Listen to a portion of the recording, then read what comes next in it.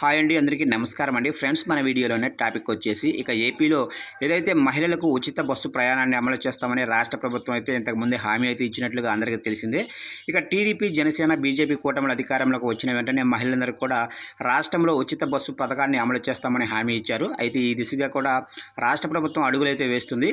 అయితే దీనికి సంబంధించిన పూర్తి వివరాలు అయితే మన వీడియోలో తెలుసుకుందామండి. అంటే ఏపీలో ఉచిత బస్సు పథకం ప్రారంభిస్తారు, ఎప్పుడు ప్రారంభిస్తారు, అయితే ప్రారంభిస్తే ఈ ఉచిత బస్సు పథకం ఎక్కడ నుంచి ముందుగా ప్రారంభిస్తారు.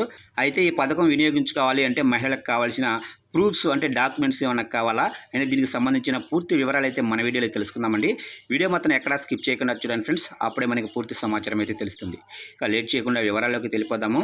ఇక రాష్ట్రంలో అధికారంలోకి వచ్చిన చంద్రబాబు ప్రభుత్వం సూపర్ 6లో భాగంగా ప్రకటించిన పథకాలను అమలు చేయబోతుంది. అందులో ప్రధానమైనది మహిళలకు ఆర్టీసీ బస్సుల్లో ఉచిత ప్రయాణం. ఇక ప్రస్తుతం ఈ పథకం తెలంగాణతో పాటు కర్ణాటకలో కూడా అమలవుతుంది. ఇక ఈ పథకం అమల్లో సాధ్యాలను అధ్యయనం చేసేందుకు ఆర్టీసీ సిద్ధమవుతుంది. ఇక రవాణా శాఖ మంత్రి మండిపల్లి రాంప్రసాద్ రెడ్డి ఇటీవల విశాఖపట్నంలో మాట్లాడుతూ నెల రోజుల్లో ఈ పథకాన్ని అమల్లోకి తేబోతున్నట్లు చెప్పారు. ఇక అధికారులు దీన్ని అధ్యయనం చేస్తున్నారని, త్వరలోనే నివేదిక వస్తుందని తెలిపారు.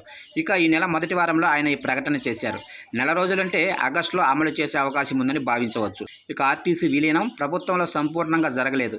ఈ సమస్యను పరిష్కరిస్తూనే ఉచిత ప్రయాణాన్ని కూడా ప్రారంభించాల్సి ఉంటుంది. అంతేకాకుండా త్వరలోనే రాష్ట్ర వ్యాప్తంగా ఎలక్ట్రికల్ బస్సులను ప్రభుత్వం ప్రవేశపెట్టనుంది.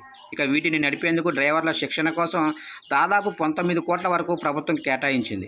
ఇక ఈ పథకాన్ని మొదటగా విశాఖపట్నం నుంచే ప్రారంభిస్తామని మంత్రి తెలిపారు. ఇక ఆర్టీసీ బస్సుల్లో ఉచితంగా ప్రయాణించేందుకు మహిళలు తమ దగ్గర కొన్ని పత్రాలను అయితే తప్పనిసరిగా కలిగి ఉండాలి. ఇక Aadhaar card, PAN card, voter card, ration card, current bill, Mahashakti smart card, address proof వంటి వీటిల్లో ఏదో ఒకటి ఖచ్చితంగా కలిగి ఉండాలి. ఈ పథకానికి సంబంధించి ప్రభుత్వం ఒక పోర్టల్ను తయారు చేయబోతుంది. పోర్టల్లోకి ఎంటర్ అవ్వాలి, దరఖాస్తు ఫారాన్ని పూర్తి చేసి అవసరమైన పత్రాలను అప్లోడ్ చేయాలి.